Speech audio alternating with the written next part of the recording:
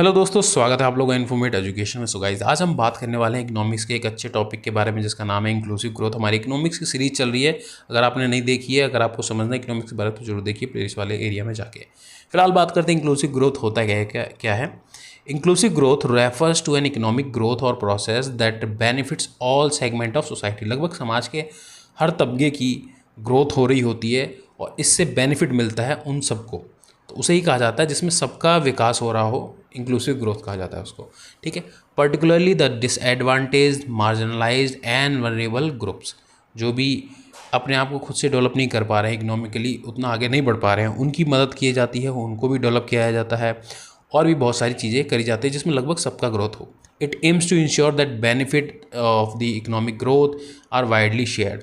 इससे क्या होता है ना कि इनइक्वालिटी भी खत्म होती है समाज में, है ना। मान लो कि आपको पता चल रहा है कि खाली अमीर ही अमीर हो रहे हैं और जो मिडिल क्लास है और जो लोअर क्लास है उसको उतना बेनिफिट नहीं मिल पा रहा है, तो फ़ायदा ही क्या है फिर उस ग्रोथ का, है ना।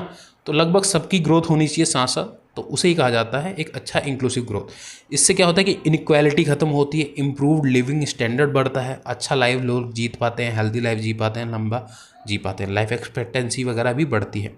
ठीक है। क्या क्या की पॉइंट्स हैं इसके बारे में समझते हैं।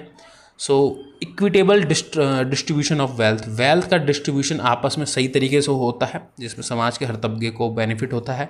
Ensuring that gains from economic growth and are distributed more evenly across the different income group, reducing income inequality, जैसा कि मैंने बताया। एक्सेस टू अपॉर्चुनिटीज़, लगभग समाज के हर तबके को, हर संप्रदाय को, हर समुदाय को बराबर की अपॉर्चुनिटी मिलती है जिससे वो लोग आगे बढ़ पाएँ। खास तौर पे जैसे एजुकेशन हो गया, हेल्थ केयर फैसिलिटीज़ होगी, एम्प्लॉयमेंट, नौकरी की अपॉर्चुनिटीज़ होगी, है ना, ये सारी चीज़ें हो गई। And everyone to participate in the benefit from economic activities. Job creation, ये भी बहुत इंपॉर्टेंट फैक्टर है। Focus on creating quality jobs that provide the decent wages, salaries, working conditions particularly for lower income and marginalised groups. अब मान लो पहले आपने कभी याद होगा, पुराने टाइम में देखते होंगे कि बहुत ज़्यादा बुरी कंडीशन होती थी, जो भी असेंबली लाइन वगैरह, मैन्युफैक्चरिंग वगैरह में लोग जो वर्क कर रहे होते थे। अब वो चीज़ काफ़ी सुधर चुकी है, काफ़ी सेफ्टी के ऊपर फोकस किया गया है, काफ़ी इन्वायरमेंट के ऊपर फोकस किया गया है और ओवरऑल उनके खान पान का भी ध्यान रखा जाता है, हेल्दी खाना खा पा रहा है कि नहीं वो आदमी। सो ये सारी चीज़ें हो जाती हैं। तो ये एक तरह से ओवरऑल अच्छा माहौल देना, अच्छा जॉब एरिया देना और अच्छे से जॉब क्रिएशन होना जिसमें एक आम आदमी को अच्छा रहन सहन और अच्छी सैलरी मिल पाए, ये सारी चीज़ों पे फोकस किया जाता है। Social protection also, implementing social safety nets such as welfare programs to protect vulnerable population from economic shock and provide a basic standard of living. कम से कम देखो, आपने कई बार देखा होगा अलग अलग गवर्नमेंट दुनिया में, देश देश में हर तरह के सोशल वेलफेयर स्कीम चलाती हैं। कई जगह एजुकेशन फ्री दी जाती है, हेल्थ केयर भी फ्री दी जाती है, कई बार पेंशन अच्छी दी जाती है।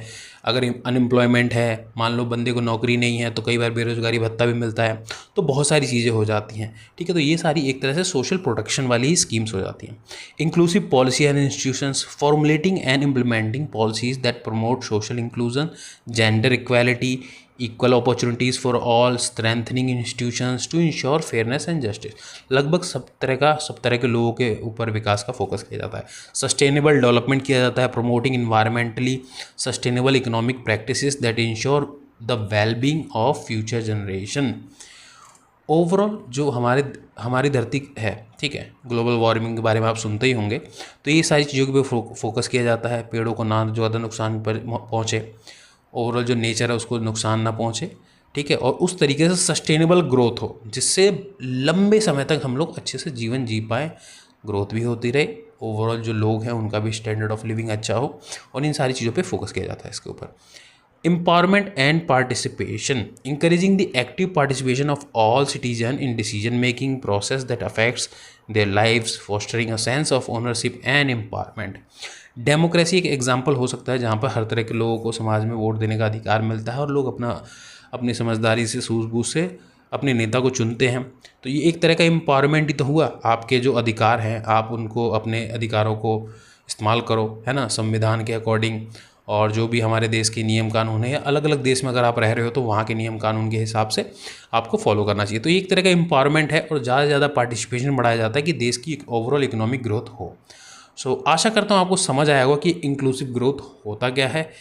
ऐसी और सारी वीडियो देखने के लिए हमारे चैनल को जरूर सब्सक्राइब कीजिए। मिलते हैं अगली वीडियो में, तब तक के लिए नमस्कार।